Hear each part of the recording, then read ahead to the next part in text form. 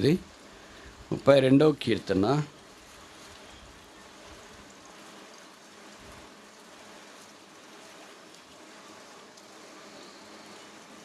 19వ వచనం. Psalm 32 verse 19 first part, మొదటి భాగం. నీ యందు భయభక్తులు గల వారి నిమిత్తము నీవు దాచించిన మేలు ఎంతో గొప్పది. మనం ఆలోచించే మాట ఏంటి? నిమిత్తము, నిమిత్తము, నిమిత్తము.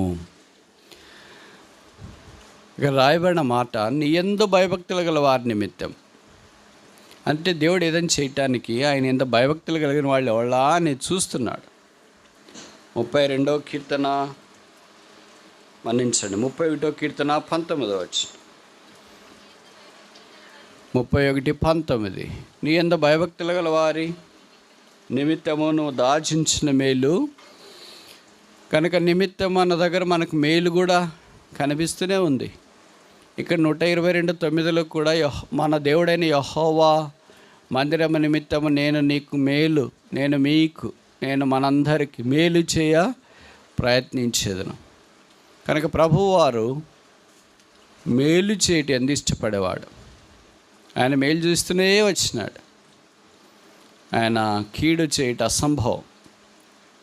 ఆయనలో మేలు మాత్రమే కనిపిస్తుంది. కనుక మొదటిది నీ యందు భయభక్తులు కలిగిన వారి నిమిత్తం. ఎవరు ఆయన యందు భయభక్తులు కలిగి ఉన్నారు? మీకు బాగా పరిచయం అనుకుంటా. ఈ పద్య భాగంలో అంటే బైబిల్లోని పద్య భాగమైన యోబు గ్రంథం, కీర్తనలు, ప్రసంగి లేదా సామెతలు, ప్రసంగి, పరమగీతాల్లో, ముఖ్యంగా మొదటి 3-4 పుస్తకాల్లో, ఇంకా బాగా చెప్పాలంటే సామెతల్లో యెహోవా యందు భయభక్తుల గురించిన ప్రస్తావన ఎక్కువసార్లే మనకు కనిపిస్తుంది. దేవుని యందు భయభక్తులు కలిగి ఉండట జ్ఞానమునకు మూలము అని కూడా వాక్యంలో చెప్పబడింది. భయభక్తులు కలిగి ఉండడం అంటే ఏంటి? దేన్ని మనం భయభక్తులు కలిగిన వారినిగా ఎంచుతాం? భయం కొన్నిసార్లు ఉంటుంది, భక్తి కొన్నిసార్లు ఉంటుంది. రెండడం చాలా తక్కువ. కానీ నేను నిన్న చెప్పినట్లు తెలుగు బైబిల్లో ఈ చక్కటి మాట పొందపరిచింది. ఇంగ్లీష్ బైబిల్ ఒకే పదం ఉంది, they that fear in the Lord, యెహోవా యందు భయం గలవారు అని ఇంగ్లీష్ బైబిల్ ప్రకారం. తెలుగు బైబిల్లో భక్తి కూడా కలపబడింది.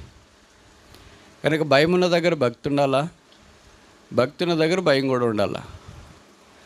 మనకి చాలా సందర్భాల్లో భయం ఉండదు కానీ భక్తి ఉంటుంది. అదేమంటే ఆదివారం భక్తి, బైబిల్ భక్తి కాదు. భక్తి ఏమనగా అని యాకోబులో రాశాడు. కనుక భక్తికి నిర్వచనాలు బైబిల్లో ఉన్నాయి. ఆ భక్తి ఉండదు అనుకో మనకి. మన భక్తి అంటే ఏమనుకుంటామంటే దేవుని సన్నిధిలో ఉంటే వినయ భయభక్తులతో మనం ఉండడమే, నమ్మకంగా ఉండడమే, యథార్థంగా ఉండడమే, వాస్తవంగా ఉండడమే, ఇదే మనం భక్తి అని తలస్తాం. కానీ నిజమైన భక్తి వేరే. లోకం చేసే భక్తి కాదు, భౌతికమైన వాళ్ళు చేసే భక్తి కాదు. ఇది దైవభక్తి. అందుకే సంతుష్టి సహితమైన దైవభక్తి గొప్ప లాభసాధకమని వాక్యంలో చెప్పబడింది. ఆ దైవికమైన భక్తి అనుభవంలోనికి మనం వచ్చుట చాలా ప్రాముఖ్యం. ఈ భయము లేని కారణం చేత మనుష్యులు దేవునికి ఎదురు లేదా తిరుగుబాటు చేసే అనుభవంలోనికి వచ్చినారు. అందుకే వారికి భయం కూడా ఉంటే తిరుగుబాటు చేయడం అనేది జరగదు. ఎప్పుడో మనం ఎవరికి భయపడతామో వారి మీద సాధారణంగా మనం తిరుగుబాటు చేయం. ఎవరికి భయపడమో వారి మీద తిరుగుబాటు చేస్తుంటాం. దేవుని మీద భయం అనేది మొదటి మనకు సిలువ దగ్గర ఆరంభం అవుతుంది. లూకాసు వార్త, gospel according to doctor Luke, chapter 23. లూకాసు వార్త 23వ అధ్యాయం 40వ వచనం. లూకా 23:40. అయితే రెండోవాడు వాడిని గద్దించి, నీవు అదే శిక్షా విధిలో ఉన్నావు గనుక దేవునికి భయపడవా? DOST దౌ not fear God. కనుక దేవుని భయం అనేది సిలువ దగ్గర ఆరంభం అవుతుంది. ఈ మాట దొంగ నోట్లో నుండే వచ్చింది. ఇది ప్రభు చెప్పిన మాట కాదు, కుడివైపున ఉన్న దొంగ చెప్పిన మాట. మామూలుగా దొంగలకి ఈ పదం అంటే అసలు నమ్మకమే ఉండదు. ఏ పదం? భయం అనే పదం. భయం అంటే వాళ్ళు దొంగతనానికి రారు. చీకటి అంటే భయం ఉండదు, పోలీసులు అన్నా భయం ఉండదు, లా అంటే భయం ఉండదు, జైలు అంటే భయం ఉండదు, దయ్యాలంటే భయం ఉండదు, పాములు తేళ్ళు అంటే భయం ఉండదు, చీకటి అంటే భయం ఉండదు. ఏమైనా వాళ్ళకి భయం అనేది కనపడదు. విచిత్రం ఏంటంటే అలాంటి వాడికి సిలువ దగ్గర భయం వేసింది మొదటిసారి. ఎక్కడ భయపడిన వాడు సిలువ దగ్గర భయపడుతున్నాడు. అందుకే దేవుని భయాన్ని గురించి మాట్లాడినట్లు మనకు అర్థమవుతుంది. Dost thou not fear God. నీవు దేవునికి భయపడవా? కుడివైపున ఉన్న దొంగ దేవునికి భయపడి, యేసు నీవు నీ రాజ్యంతో వచ్చినప్పుడు నన్ను జ్ఞాపకం ఉంచుకో అని ప్రార్థన చేసినాడు. ప్రభు ఆయన స్వీకరించినాడు. ఎడం వైపున ఉన్న దొంగ అలాంటి ప్రార్థన చేయలేకపోయాడు. అందుకే దేవుడు సిద్ధపరిచిన ఆ పరదేశంలోనికి ప్రవేశించలేకపోయాడు. చాలా ఆశ్చర్యకరమైన సంగతి ఏంటంటే, కొంతమంది యేసు ప్రభు భూమి మీద ఉన్నప్పుడు ఆయన స్వతహాగా చూచినారు, సొంతంగా ఆయన మాట్లాడినారు, ఆయనతో మాట్లాడినారు. ఆయన వారికి అందుబాటులోనే ఉన్నాడు. కానీ వారు రక్షణ పొందలేకపోయారు. అది చాలా బాధాకరమైన సంగతి. యేసు ప్రభువుకు అంత దగ్గరలో ఉండి ఆయనతో మాట్లాడి ఆయన గురించి పరిచయం అయ్యింది, ఆయన ఎరగకుండా ఆయన దగ్గర దైవ సాన్నిధ్యాన్ని అనుభవించకుండా ఈ లోకాన్ని వారు విడిచిపోయారు. అలాంటి వారిలో ఆఖరి వాడు ఎడమవైపునున్న దొంగ. ఒకవేళ క్రీస్తు ధవళ సింహాసనం మీదట ఆ ఎడమవైపునున్న దొంగ నిలబడితే ప్రశ్నలు ఎలాగుంటాయి? నువ్వు ఎందుకు రక్షించబడలేదు? యేసు ప్రభు ఎవరో నాకు తెలియదండి అని చెప్పడానికి లేదు. సువార్త నాకు తెలియదండి, ఆయన నాకు పరిచయం లేదండి అని చెప్పడానికి కూడా లేదు. ఎందుకంటే యేసుప్రభువే ఆయన ఎదురుగున్నాడు. యేసుప్రభువే ఆయనతో మాట్లాడుతూ వచ్చినాడు. యేసుప్రభు మాటలు ఆయన ఇంటూనే వచ్చినాడు. యేసుప్రభుని గురించి బహుశా నాకు తెలిసి ఆఖరి క్షణాల్లో అంత సమీపముగా ఉండి చూచి విన్నవాళ్ళు బహుశా ఇద్దరు దొంగలే అనుకుంటా. ఒకళ్ళు స్పందించినారు, ఒకళ్ళు స్పందించలేదు. ఈ మధ్యాహ్నం మరలా జ్ఞాపం చేస్తున్నాం, ఆన్లైన్లో ఉన్నా ఆఫ్లైన్లో ఉన్నా మీరు ఎవరైనా సరే, క్రైస్తవ జీవితానికి మొదటిది సిలువ. అక్కడే దైవ భయం ఆరంభం అవుతుంది. Where there is no cross, there is no fear of God. సిలువ లేకపోతే దైవ భయం లేదు. కొంతమంది చెప్తుంటారు కదా, దేవుడు అంటే నాకు చాలా భయం అని. ఎందుకు భయమో తెలుసా? ఏమైనా కీడు జరుగుతుందేమో అని. ఆ భయం కానీ దైవ భయం కాదు. కనుక యేసు పాపల రక్షకుడు. పాపల కొరకే భూమి మీదకి దిగి వచ్చినాడు. పాపముగా చేయబట్టడానికి ఇష్టపడ్డాడు. శిలువ మీదకి వెళ్ళాడు.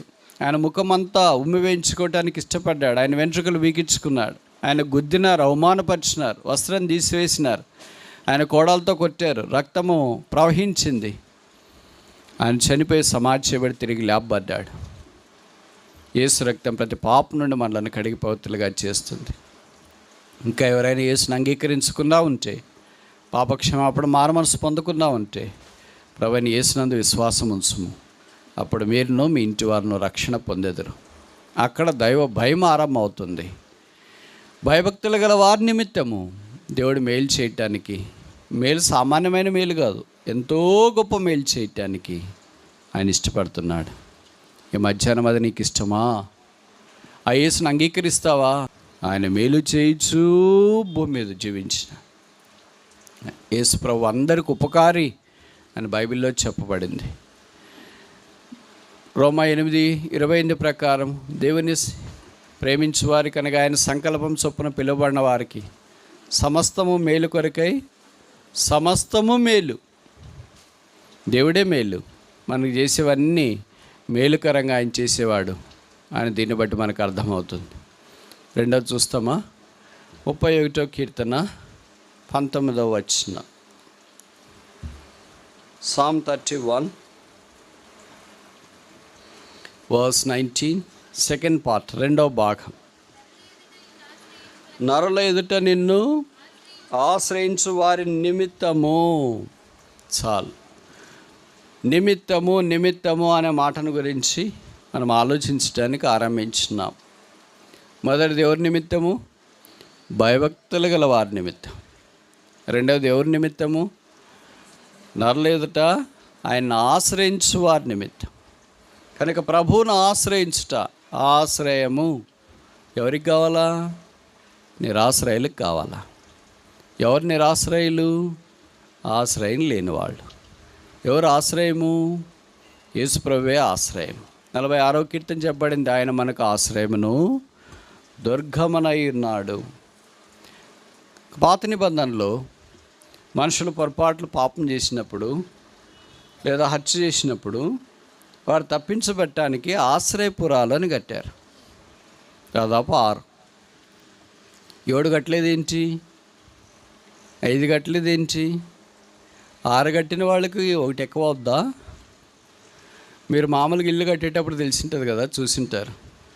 ఒకళ్ళు చెప్తుంటారు, మనం ఇల్లు కడుతుంటే పక్కన వాళ్ళు చెప్తారు, ఒకటే ఎందుకు కడతారు, పైన కూడా స్లాబ్ వేయండి. పైన స్లాబ్ వేసిన తర్వాత ఏం చేస్తారు? 2 ఎందుకు కడతారు, ఇంకో స్లాబ్ కూడా వేయండి. చెప్పేవాళ్ళు చెప్తూనే ఉంటారు. వాళ్ళ మాటలేని అంత ఇంత ధైర్యం చేసి త్యాగం చేసేవాళ్ళు ఉంటే అలాగే పోతూ ఉంటుంది. ఎక్కడో ఆరంభించి ఎక్కడో ముగిస్తారు. లక్షలు ఆరంభించి కోట్లలోకి పోవచ్చు, తక్కువగా ఆరంభించి ఎక్కువకు పోవచ్చు. కనుక ఏంటంటే చెప్పేవాళ్ళు చెప్తూనే ఉంటారు. వారి మాటలన్నీ మనము వినలేము, కొన్నిసార్లు వింటాము, నష్టంలోని కూడా జారుకుంటాం. ఒకవేళ మంచి ఉపదేశం అయితే, మంచి సలహా అయితే అది తీసుకోవాల్సిందే. అయితే కాని సలహా అయితే అది నిరాకరించవలసిందే. విచిత్రం ఏంటంటే మనకు ఉపదేశం చేసేవాళ్ళు మంచిగా చేస్తారా చెడుగా చేస్తారా అనేది మనం చేసిన తర్వాత కలిగిన ఫలితాన్ని బట్టి మనకు అర్థమవుతుంది. అయ్యో ఆ మాటని ఇలాగ అయిపోయిందా, నష్టం జరిగిందే, అయ్యో వీళ్ళ మాటినందుకు చాలా మేలు జరిగింది అని. ఇంకా అప్పుడు అయిపోయిన తర్వాత ఏం చేస్తాం? చేతులు కాలిన తర్వాత ఆకలి పట్టుకున్నట్టుగా అనిపోయి. కానీ క్రైస్తవ జీవితము అలా కాకుండా 31వ కీర్తన 19వ వచనంలో చెప్పబడినట్లు ఆయన ఆశ్రయించుట. అందుకే పాత నిబంధనలో ఆశ్రయపురాలు 6 కట్టారు. 7 ఎందుకు కట్టలేదు, 5 ఎందుకు కట్టలేదు? 6 కట్టినోడు కోడు కట్టడం ఎక్కువేం కాదు. కానీ 6 మానవ సంఖ్య, 5 కృపను జ్ఞాపకం చేస్తుంది. ఆశ్రయపురం అంటే మానవ సంఖ్యగా. అందుకే ఇప్పుడు 7వ ఆశ్రయపురము కొత్త నిబంధనలో యేసుక్రీస్తు ప్రభువే. Christ the 7th city of refuge. 6 ఆశ్రయపురాలు పాత నిబంధనలు అవి. దాంట్లో మనిషి వచ్చిన తర్వాత ఎవరు తనకి కీడు చేయనంత దాకా భద్రంగా ఉంటాడు. తను అక్కడి నుండి బయటికి వెళ్ళిపోతే ప్రాణానికి ఆయనే ఉత్తరవాది. యేసుక్రీస్తు ప్రభు అనే ఆశ్రయపురంలోకి మనం వచ్చిన తర్వాత ఆయన యుద్ధ నుండి మనం లోపలికి వెళ్ళొచ్చు, బయటకు వచ్చుచూ ఉండవచ్చు. అది బైబిల్లో రాయబడిన ప్రస్తావన. కనుక పాత నిబంధనలోని ఆశ్రయపురాలన్నీ గతించిపోయినాయి. కొత్త నిబంధనలోని ఆశ్రయపురం అనే యేసుక్రీస్తు ప్రభువారు ఏకరీతిగా ఉన్నాడు. ఆయనకు ముగింపు లేదు, ఆయనకు ఆది లేదు, ఆయనకు అంతం లేదు. ఆయన ఏకరీతిగా ఉన్న దేవుడు. ఆయన ఆశ్రయించేవారు నర్ల మీద కాకుండా వారి మనస్సు, ఉన్న పద్ధతుల మీద కాకుండా వారి మనస్సు ఆశ్రయించుట అంటే దేవుని మీద నమ్మకం పెట్టుకున్న వాళ్ళు. మనకు సాధారణంగా మనుషుల మీద ఎక్కువ నమ్మకం ఉంటుంది, దేవుని మీద నమ్మకం తక్కువ ఉంటుంది. బైబిల్లో భక్తులు దేవుడి మీద ఎక్కువ నమ్మకం పెట్టుకున్నారు, మనుషుల మీద తక్కువ నమ్మకం పెట్టుకున్నారు. మనకి వాళ్ళకి తేడా అదే. ఇర్మీయా గ్రంథం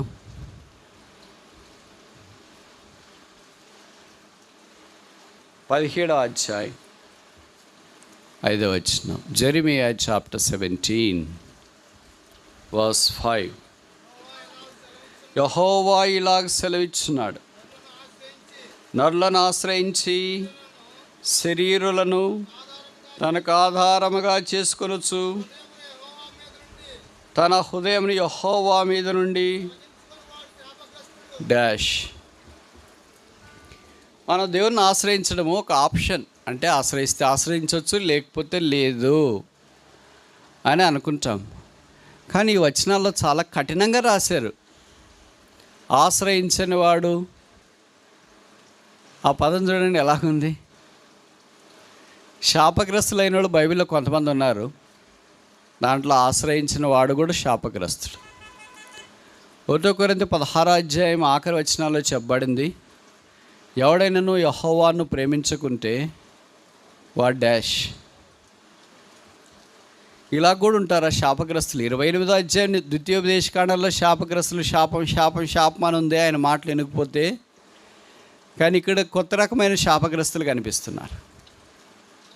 ఇది రక్షణ పొందిన వారికే. ఇర్మీయా గ్రంథము ఇశ్రాయేలుకే ఉద్దేశించి రాయబడింది. కనుక ప్రభువును మనం ఆశ్రయించకుండా నరులను ఆశ్రయిస్తే ఏదో నష్టం కలుగుతుంది అనేది కాదు, ఇక్కడే రాయబడింది శాపగ్రస్తులు. ఎన్నిసార్లు ఎంతమందిమి అలాంటి శాపంలోనికి మనం వెళ్ళాం. ప్రభు మనం శపించాలని ఇష్టపడట్లేదు, కానీ మనమే ఆ శాపంలోనికి కొనిపోబడుతున్నాం. అది చాలా విషాదకరమైన సంగతి. అలాంటి వారికి 5 రకాలైన నష్టాలు ఈ వచనాల్లో ప్రస్తావించినారు. దాంట్లో మొదటిది అతడు శాపగ్రస్తుడు. రెండవది ఇర్మీయా 17వ అధ్యాయం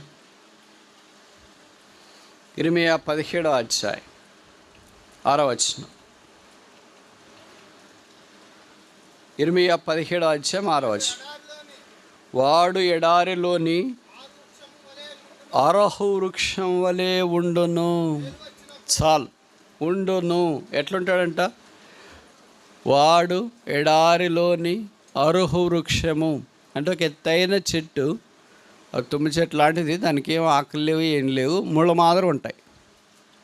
బహుశా మీరు అవి చూడలేదు అనుకుంటా. మిడిల్ ఈస్ట్ ఎవడన్నా గల్ఫ్కి వెళ్ళి వచ్చిన వాళ్ళు ఉంటే మీకు అర్థమవుతుంది. గల్ఫ్లో అంటే మిడిల్ ఈస్ట్కి వెళ్తే దుబాయ్, కువైట్, అది ఇది ఊరికి వలపటి వెళ్తే ఎడారి కనిపిస్తుంది. కనుచూపు మేరలో చెట్టు కూడా కనిపించదు. మీకన్నా ఏదో కంప చెట్లన్నా ఉన్నాయి, అక్కడ కంప చెట్లు కూడా కనిపించదు. ఎక్కడో ఒక తుమ్మ చెట్టు లాంటిది కనిపిస్తుంది. అది మరుగుజ్జు తుమ్మ చెట్టు. దానికి ముండ్లే ఉంటాయి, ఆకులు ఉండవు, నీళ్ళు సరిగా ఉండవుగా. అది అరోహ్ వృక్షం అని పాత నిబంధనలో బైబిల్ పండితులు గుర్తు చేస్తూ వచ్చినారు.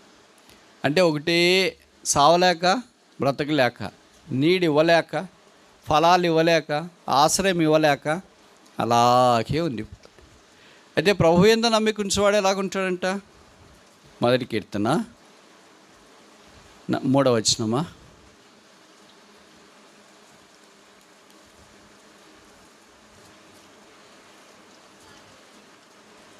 చదవండి అమ్మా. అతడు నీటి కాలువల యోరును నాటబడినదై ఆకు వాడక చాలు, ఉండును ఉండును ఉండును. ఇప్పుడు ఈ 2 ఉండుంట్లో మనం దేంట్లో ఉన్నాం? కీర్తన 1:3లో ఉన్నామా? ఇర్మీయా 17:6లో ఉన్నామా? ఉండును, ఉన్నాడు, పేరు మాత్రం ఉంది బ్రతికున్నాడని, చావలేదు. కానీ ఉండేదాన్ని బట్టి అంటే ఎలాంటి స్థితిలో వాళ్ళు ఉన్నారు? ఎడారిలోని అరవృక్షం వలె ఉన్నారా? లేదా నీటి కాలువలు ఎవరన్నా నాటబడిన వాళ్ళు అయి ఉన్నారా? ఎవరు నీటి కాలువలు ఎవరు నాటబడినారు? దేవుని వాక్యము చదివేవాళ్ళు, ధ్యానించేవాళ్ళు. అంటే అర్థం ఏంటి? వాళ్ళు దేవుని నమ్మేవాళ్ళు అని అర్థం. నమ్మితేనే కదా చూద్దాం, నమ్మకపోతే ఎలాగ చూద్దాం? ఒక వార్తాపత్రికలు మనం నమ్మితేనే ఆ వార్తాపత్రికలు ఏముందో చూద్దాం. ఒక వాట్సాప్ మెసేజ్ నమ్మితేనే ఆ వాట్సాప్ మెసేజ్ ఏముందో మనం చూద్దాం. అలాగే దేవుడు అంటే నమ్మితేనే కదా దేవుని వాక్యం మనం చూద్దాం, లేకపోతే మనం చదవలేంగా. కనుక నమ్మేవారు, ఆయన్ని ఆశ్రయించేవారు, వారే దేవుని యొక్క వాక్యం మీద ఆధారపడేవారు. వారు ఎప్పుడు పచ్చగా ఉంటారు, వారు ఎప్పుడు ఇతరులకు నీడ కలిగించేటట్లు ఉంటారు. ఒక చెట్టు వేసవికాలంలో వేప చెట్టు, కానుగ చెట్టు ఇలాంటివి ఉంటే అటు దారముడిపోయే ప్రయాణికులు లేదా మార్గస్థులు, యాత్రికులు, పరదేశులు ఆ చెట్టు దగ్గరికి వచ్చి విశ్రాంతి తీసుకుంటారు. అబ్రహాము దినాల్లో 3 వ్యక్తులు ఆయన దగ్గరికి వచ్చినారు. ఆయన వారికి చెట్టును చూపించి చెట్టు కింద కూర్చోండి, నేను మీకు భోజనం సిద్ధం చేస్తాను, చెట్టు కింద వారిని కూర్చోబెట్టాడు. అసలు మన దగ్గర ఏమైనా చెట్లు ఉన్నాయి అలాంటివి? అంటే ఆత్మీయమైన చెట్లు, అదే సిలువ అనే చెట్టు. యేసుప్రభు అనే సిలువ అనే చెట్టు మనకున్నప్పుడు దైనందిన జీవితంలో ముందుకు సాగిపోవటానికి అవకాశం ఉంటుంది. అది లేకపోతే ఎంతో నష్టం. కనుక దేవుణ్ణి ఆశ్రయించని వారు ఎడారిలోని అరవృక్షం వలె ఉందరు. 3వ నష్టం ఇర్మియా గ్రంథం 17వ అధ్యాయం, జెరమియా చాప్టర్ 17 వర్స్ 6, 2వ భాగం, 6వ వచనం 2వ భాగం. చాలు, మేలు వచ్చినప్పుడు చూడండి, ఆశ్రయము, నమ్మిక, నిమిత్తము ఇవన్నీ మేలుతో ముడిపడి ఉన్నాయి. వాటిని మనం వేరు చేయలేం. మేలు వచ్చినప్పుడు వారు దాన్ని ఎరగరు. అంటే వారికి రుడితనం ఉంటుంది. వాళ్ళకి మేలు అలాగ కనిపిస్తుందని కీడుగా కనిపిస్తుంది, వారికి వెలగ అలాగ కనిపిస్తుంది, చీకటిగా కనిపిస్తుంది, నీతి ఎలాగ కనిపిస్తుంది, దుర్నీతిగా కనిపిస్తుంది, మంచి ఎలాగ కనిపిస్తుంది, చెడ్డగా కనిపిస్తుంది, ఆత్మీయత ఎలాగ కనిపిస్తుంది, శరీరానుసారంగా కనిపిస్తుంది. వారు దాన్ని ఎరగని స్థితిలో ఉంటారు. ఇది విషాదం. కనుక ప్రభువును ఆశ్రయించకపోతే వారు శాపగ్రస్తులు. రెండోది, వాళ్ళు ఒంటరిగా ఉంటారు, సహవాసం లేకుండా ఎడారిలో, ఎవరికి దిక్కు లేకుండా, ముక్కు లేకుండా, సహాయం చేసేవారు లేకుండా. మూడవది, వారు గ్రహించని స్థితిలో ఉంటారు, వాళ్ళ కళ్ళు అంధకారంతో ఉంటాయి. నాలుగవది, కింద వరుస ఇర్మియా గ్రంథం 17వ అధ్యాయం 6వ వచనం తర్వాత వరుస. చాలు, వాడు అడవిలో కాలిన నేల అంటే నేను మీకు చెప్పాల్సిన పని లేదు, ఎందుకంటే రోజు చూస్తూనే ఉన్నారు, మీరు కూడా నడిచిపోతున్నారు. మన పక్కన నేల ఎలా కాలిందో తెలిస్తే ఒకసారి చెప్పలు లేకుండా కాలు పెడితే తెలుస్తుంది. నేను మొట్టమొదటి మీ ప్రాంతానికి వచ్చినప్పుడు, ఇప్పుడంటే కొద్దిగా పర్లేదు, అప్పుడు ఈ ఎండలు చూసి కళ్ళు మండుతాయి. ఇక్కడే ఇంత వాతావరణం అనుకూలంగా ఉండి పైన జంబేసి నీళ్లు కొట్టి కూలర్లు పెట్టి ఫ్యాన్లు పెట్టి ఇన్ని పెడితేనే వర్షంలో తడిసినట్లు తడిసి ముద్దయితేనే ఉంటే, కొంతమంది మా ఎదురుగా కనిపిస్తూ ఉంటారు, కాళ్ళకి చెప్పులు లేకుండా నడిచిపోతూ ఉంటారు సిస్టర్స్ కూడా. అసలు మాకు ఆలోచిస్తేనే భయం వేస్తుంది. నేను కొంతమందిని అడిగా, అట్లెందుకు నడిచిపోతారు సిస్టర్స్, బ్రదర్స్, చెప్పులు వేసుకొని పోవచ్చు కదా, మాకు అలవాటే లేండి బ్రదర్ అన్నారు. అమ్మో, అలవాటు కనుక భవిష్యత్తు సరిపోయింది అనుకుంటా. ఆ అలవాటు లేని వాళ్ళకి చెప్పులు తీసేసి కిందకి ఆలబడితే ఎంత వేడి. అదే ఇక్కడ జ్ఞాపం చేస్తున్నాడు. నేల మీద, వేడి నేల మీద నడిచినట్లు. కొంతమంది అంటారు కదా, నిప్పుల కొలంలో నడిచినట్లు ఉంటుంది పల్నాడు వేడి అంటే. మీకు అలవాటు ఏంటది కనుక మామూలుగా అనిపిస్తుంది, మాకేం అలాగే అనిపిస్తూ ఉంటుంది. చాలా తీవ్రమైన వేడి కదా. మనిషి బహుశా ప్రభుని ఎరగకుండా ఉంటే, లేదా ఆయన్ని ఆశ్రయించకుండా ఉంటే, ఆయన ద్వారా ఉపయోగం ఇతరులకి లేదు. తర్వాత ఇర్మియా గ్రంథం 17వ అధ్యాయం, నిర్జనమైన చవిటి భూమి యందు నివసించును. అసలు నిర్జనం అంటే జనమే లేరు, మొక్కలే లేవు, జంతువులే లేవు. పోనీ అది ఏమైనా భూమి ఉపయోగపడుతుందంటే లేదు. చవిటి భూమి, అంటే మీలో కొంతమందికి తెలిసింటుంది, కొంతమంది రైతు కుటుంబాల నుండి వచ్చింటారు. అంటే భూమి ఉప్పు పట్టిపోద్ది, కాలు పెడితే దిగుబడిపోద్ది. వర్షాకాలంలోనికి వస్తే ఏ పంట వేసినా భూమిలో ఇంకా రాదు, దాన్ని చౌడు భూమి అని అంటారు. అక్కడ కనీసం మనం మొక్కలు వేయాలన్నా మంచి ఏమంటారు సాయిల్ బయట నుండి తీసుకొని వచ్చి అక్కడ వేసి మనం మొక్కలు వేస్తేనే వస్తుంది, లేకపోతే ఆ చౌటు నేలలో ఏమీ రావు, అంత తీవ్రంగా ఉంటుంది. అంటే person who do not trust the God is nothing but a fit for the whole health. ప్రభు యందు విశ్వాసం ఉంచని వాడు, నమ్మిక ఉంచని వాడు ఇంకెవ్వరికి పనికిరాడు, తనకు తాను కూడా పనికిరాడు. అర్హ వృక్షం ఏం పనికి వస్తుంది? ఎండిన నేల ఏం పనికి వస్తుంది? నిర్జనమైన స్థలం దేనికి పనికి వస్తుంది? ఏం పనికిరాదు కదా. అది అమ్మతామన్నా తీసుకోరు కదా. పనికి రాకుండా పోయిన పొలం ఎలాగుంటుందో ప్రభువుని ఆశ్రయించిన వారు కూడా అలాగే ఉంటారు. అందుకే యోహాను సువార్త 15వ అధ్యాయంలో 3 రకాలైన తీగలను గురించి యేసుప్రభు వారు ప్రస్తావించాడు. ప్రభు అన్నాడు, నేను ద్రాక్షవల్లి. మనం ఆ సంగతి ఏంటి ప్రభు అంటే, మీరు కూడా తీగలు కదా అని అన్నీ బాగున్నాయంటే బాగున్నాయని చెప్పడానికి లేదు. అక్కడ 3 రకాలైన తీగలు. మొదటిది ఫలించే తీగ, రెండవది పనికిరాని తీగ. అంటే అది ఏ టైపు? మన టైపేనా? తీగే కానీ పనికి రాదంట. మూడవది ఫలింపని తీగ, అది తీగ కానీ ఫలించడం లేదు. బహుశా మనం ఈ 3 రకాల తీగల్లో ఏ రకం? మొదటి రకమా, రెండో రకమా, మూడో రకమా? మన రకమే బైబిల్లో లేదా? నేను చాలాసార్లు అనుకుంటుంటాను మన రకం బైబిల్లో ఉండదని. కొద్దిగా ఆ రకాల్లోకి రావాలి కదా. ఫలించేది కాదు, పోనీ పనికిరాని తీగే, ఫలింపని తీగే. ఈ రెండు అలాగే ఉంటాయి చివరిదాకా అనుకోవడానికి లేదు. అక్కడ రాయబడింది, మనుషులు వాటిని ప్రోగు చేసి. మనం అదే చేస్తాం కదా. పత్తి కానీ మిరప కానీ అది ఇది అయిపోయిన తర్వాత ఏం చేస్తారు? ఎండిపోయినా కానీ వదిలేరుగా. అన్నిటిని ఏం చేస్తారు? పోగు చేసి తర్వాత చేసే పని ఏంటి? నిప్పు పెడతారు, కాల్చి వేస్తారు. అక్కడ బూడిది కూడా కనపడదు, ఏముందో కూడా కనిపించదు. అది చాలా విషాదకరమైన సంగతి. మన క్రైస్తవ జీవితంలో అలాంటి దుర్దశలోనికి రాకుండా, కాల్చివేయబడే స్థితిలోనికి రాకుండా, మన పని నిలబడాలంటే, వెండి బంగారం వెలగల రాళ్ళవలే అగ్నికి నిలబడాలంటే, దీని నుండి తప్పించబడాలంటే ప్రభు కొరకై క్షేమాభివృద్ధికరమైనదిగా మన జీవితాల్లో ఉండాలి దేవుని యొక్క ఆశ. 2 విషయాలు వచ్చిన. మొదటిది ఏంటి? భయభక్తులు గల వారి నిమిత్తం. రెండవది ఏంటి? ఆయన ఆశ్రయించు వారి నిమిత్తం. ఇప్పుడు ముందుకు వెళ్ళక మన సంగతి ఏంటి? దేవుని మీద ఆశ్రయం ఉందా? ప్రభువా నేను నిన్ను ఆశ్రయిస్తున్నాను అనే మాట ఏమైనా మనకు కనిపిస్తుందా? లేదా ఆశ్రయించడం మర్చిపోయినామా? ఆశ్రయించడం మర్చిపోతే అది వేరే విషయమేమో, కానీ నరులను ఆశ్రయించువారు,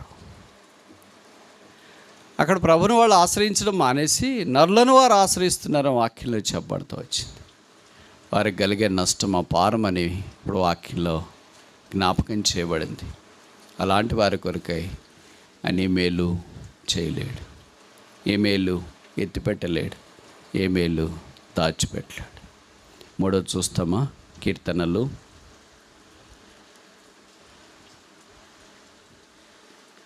64 కీర్తనలు Psalm 60 verse 4.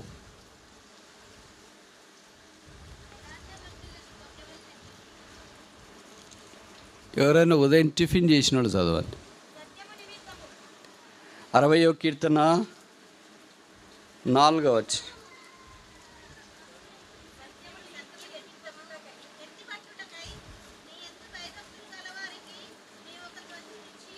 చాలమ్మా. సత్యము నిమిత్తము. మనం ఆలోచించే మాట నిమిత్తము, నిమిత్తము, నిమిత్తము. మూడవది ఏంటంటే సత్యము నిమిత్తము. ఎత్తిపట్టుటకై నీ అంత భయభక్తులు గలవారి కొరకు నీ ఒక ధ్వజము ఇచ్చు. ఇక్కడ కూడా మళ్ళీ భయము భక్తి కనిపిస్తుంది. అంటే మన క్రైస్తవ జీవితంతో ఇది ముడిపడి ఉంది. ఇది మనం కాదనుకోలేం. నేను అంత భక్తిగా లేను అనుకోలేం.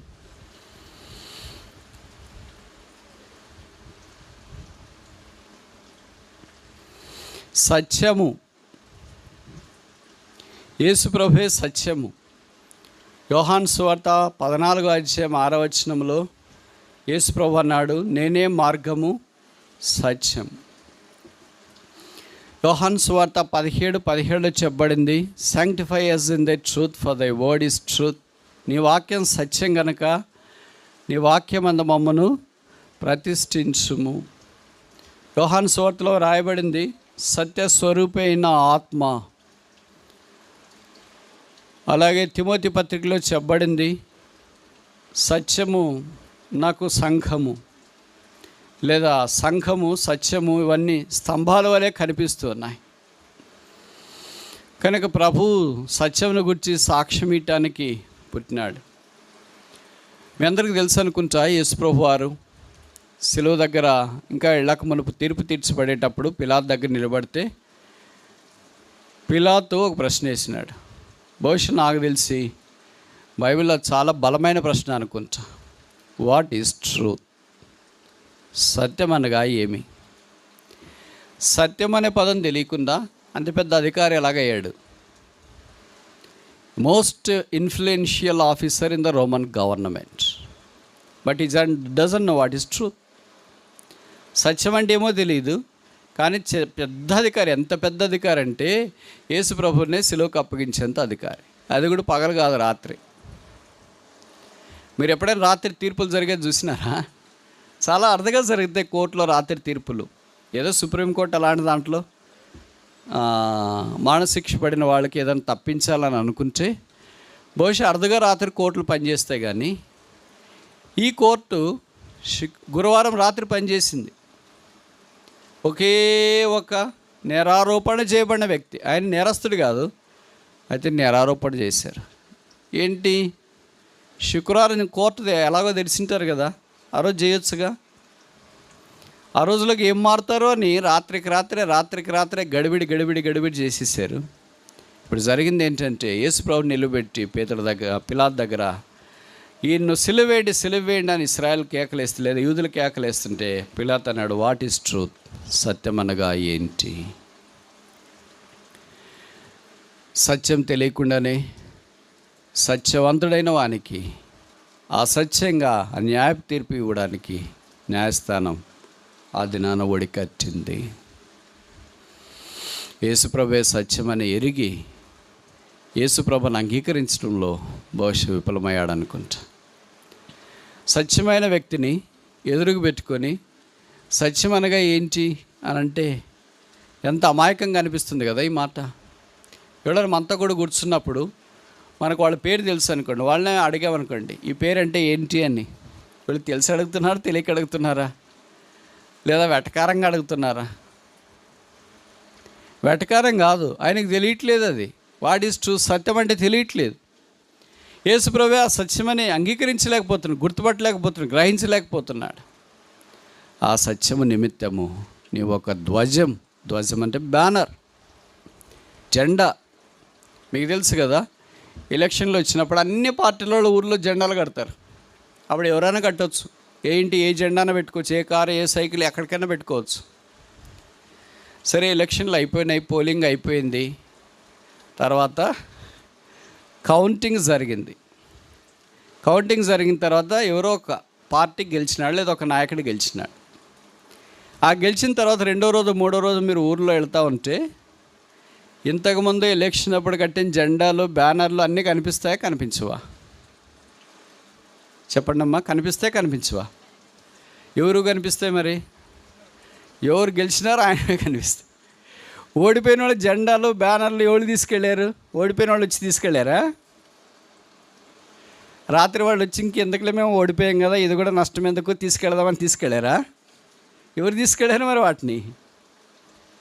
ఎవరైనా తీసేయమని, పోనీ గెలిచిన వాళ్ళు వచ్చి, రే మనం గెలిచేసాము, మన జెండాలు మాత్రం ఉంచేసి మిగతా వాళ్ళ జెండాలు అన్నీ తీసేయడం అని చెప్తారా? వాళ్ళకి చెప్పడానికి కూడా అప్పుడు టైం ఉండదు. ఎందుకంటే వాళ్ళు అంత ఎగ్జైట్మెంట్లో ఉంటారు, అంత సంతోషం, అంత థ్రిల్ దాంట్లో ఉంటారు. అసలు వాళ్ళు దీని గురించి, జెండాల గురించి ఆలోచించరు. వాటంతటవే అదృశ్యమైపోతాయి. ఎవరు గెలిచినారో వాడి జెండా నిలబడుతుంది. కానీ ఇక్కడ సత్యమైన జెండా మాత్రమే నిలబడింది. ఆ జెండానే యేసు ప్రభు అనే ధ్వజం. అదే మనకు తెలుసు కదా, పరమగీతం 2వ అధ్యాయంలో చెప్పబడింది, అతడు నన్ను విందుశాలకు తోడుకొని పోయాను, నా మీద ప్రేమను ధ్వజముగా ఎత్తాను. Is banner over me was is love. బ్యానర్లు కడతారు కదా, ఇక్కడ కూడా బ్యానర్లు కడుతుంటారు. దేనికంటే ఇప్పుడు బ్యానర్ కడుతుంటారు. మొదట్లో పెళ్లి కొడుకు పెళ్లి కూతురు పెళ్ళి అయ్యేటప్పుడు వాళ్ళు బ్యానర్లు పెట్టేవాళ్ళు. ఎందుకంటే దారంబడి వచ్చే వాళ్ళకి ఎవరి పెళ్ళి తెలియదు, చాలా పెళ్ళిళ్ళు ఉంటాయి. బహుశా మీకు తెలియదు అనుకుంటా, మా ఊర్లో చాలా జరుగుతున్నాయి. మండపాలు ఉంటాయి, యూత్లోకి 5 యూత్లోకి 5. ఏదో మండపం పేరు ఇస్తారు, 1 2 3 4 అని. మనకు బహుశా మనకు తెలిసిన వాళ్ళు ఉంటారు. 1 2 3 4 అంటే పోతుంటే మస్తు సముద్రమాద మనుషులు ఉంటారు. ఎవరి పెళ్ళి ఎక్కడ జరుగుతుందో తెలియదు. అందుకనే బయట బ్యానర్లు పెట్టింటారు, పలానా వారు పలానా వారితో పలానా పెళ్ళి అని. ఓహో, మనకు సంబంధించిన పెళ్ళి దీంట్లో జరుగుతుంది అనుకుని మనం దాంట్లో వెళ్ళటానికి. అలాగూ పెళ్లి చేసుకునే పెళ్లి కొడుకు పెళ్లి కూతురు సంబంధించి బ్యానర్లు పెట్టేవాళ్ళు. ఇప్పుడు ఏమైందంటే చనిపోయిన వాళ్ళకి జ్ఞాపకార్థ కోడికలకు కూడా బ్యానర్ పెడుతున్నారు. అన్ని బ్యానర్లు వచ్చేసినాయి. బ్యానర్ అంటే బహుశా ఇలాగ రాసేదే అని మనం అనుకుంటాం, కానీ బైబిల్ ఏం చెప్తుంది? ధ్వజం. ఎప్పుడు మన జెండా కిందికి తిప్పుకొని మన దగ్గరే మన ఇంట్లోనే మనం పెట్టుకోం. జెండా ఎప్పుడు అందరికి కనబడేటట్టు పెడతాం. ఇంటి పైన కానీ, వాహనం పైన కానీ, వ్యక్తుల పైన కానీ. జెండా పైన పెట్టుకొని పరిగెత్తుంటారు, కానీ జెండా కింద పెట్టుకొని పరిగెత్తుంటారే వాళ్ళని పిల్లలు. ఎవరు అలాగ సాధారణంగా చేయరు. కనుక సత్యం ఎలాగుంటుందంటే పైన it is taller than all the lie. ఇంకోసారి చెప్పిన, truth is taller than all the lie. This very deep. సత్యము అబద్ధాలన్నిటికంటే ఎత్తుంది. అబద్ధాలు 5 అడుగులు ఉంటాయనుకో, సత్యం ఎంత ఉంది? దానికంటే ఎత్తే ఉంటుంది. అబద్ధం 10 అడుగులు ఉండదు అనుకో, సత్యం ఎంత ఉంటుంది? దానికంటే ఎత్తుంటుంది. ఆ సత్యమే యేసు ప్రభు, ఆ సత్యమే ఈ వాక్యం, ఆ సత్యమే మన కొరకు మానవాకారం దిగి వచ్చిన యేసు. మన క్రైస్తవ జీవితంలో ఆ సత్యాన్ని మనం అంటి పెట్టుకొని ఉండాలి. అందుకే బైబిల్లో చెప్పబడిన సత్యవాక్యమును చేత పట్టుకొని, అందుకే చెప్పబడిన సత్యమును నడుముకు దట్టిగా కట్టుకొని. సత్యం చేత పట్టుకోవాలా, సత్యం దట్టిగా పట్టుకోవాలా, సత్యం బ్యానర్గా పట్టుకోవాలా, అంతా సత్యమే. ఆ బ్రదర్ని చూస్తే సత్యమే, పేరు సత్యం కాదు. కొంతమంది పేరు సత్యం అని పెట్టుకుంటే బాగానే ఉంటారు, స్వచ్ఛం కాదు, సత్యం. ఇక్కడ ఎవరైనా ఉంటే బాధపడొద్దండి, కానీ పొరపాటును కూడా సత్యంగా అనిపించదు. కనుక పేరుకి జీవితానికి చాలా తేడా ఉంటుంది. మన మాటల్లో, మన ప్రవర్తనలో మన ప్రభువును ప్రతిబింబింప చేయటానికి సత్యము ఒక మార్గం. ఆ సత్యం నిమిత్తం మనం ఒక బ్యానర్, ధ్వజాన్ని ఎత్తి పట్టుకున్నప్పుడు దేవుడు మన విషయంలో మేలు చేయటానికి పూనుకునేవాడు. ఈ మధ్యాహ్నం మన సంగతి ఏంటి? 3 విషయాలు మనం చూస్తున్నాం. మొదటిది ఏంటి? భయభక్తులు గల వారి నిమిత్తం. రెండవది ఏంటి? ఆశ్రయించు వారి నిమిత్తం. మూడవది ఏంటి? సత్యమును ధ్వజముగా ఎత్తుకుని వారి నిమిత్తం. ఇప్పుడు ముగించక మునుపు ఈ 3 కేటగిరీల్లో, ఈ 3 రకాల్లో మనం ఏ రకం? యెహోవా యందు భయభక్తులు కలిగిన రకమా? రెండవది ఆశ్రయించే వారి రకమా? మూడవది సత్యాన్ని ధ్వజంగా ఎత్తుకునే రకమా? ఈ 3 కాకపోతే, ప్రభువా నేను ఈ 3ట్లో ఉండనట్లు చేయండి, నేను నీ యందు భయభక్తులు కలిగి ఉండనట్లు చేయండి, నిన్ను ఆశ్రయించినట్లు చేయండి, నీ సత్యాన్ని ధ్వజముగా ఎత్తుకున్నట్లు చేయండి. అప్పుడు యేసుక్రీస్తు ప్రభు అనే నామాన్ని మనం గళమెత్తి చాటడానికి అవకాశం ఉంది. ప్రభు అలాగ చేయనట్లు మనకు సహాయం చేయను గాక.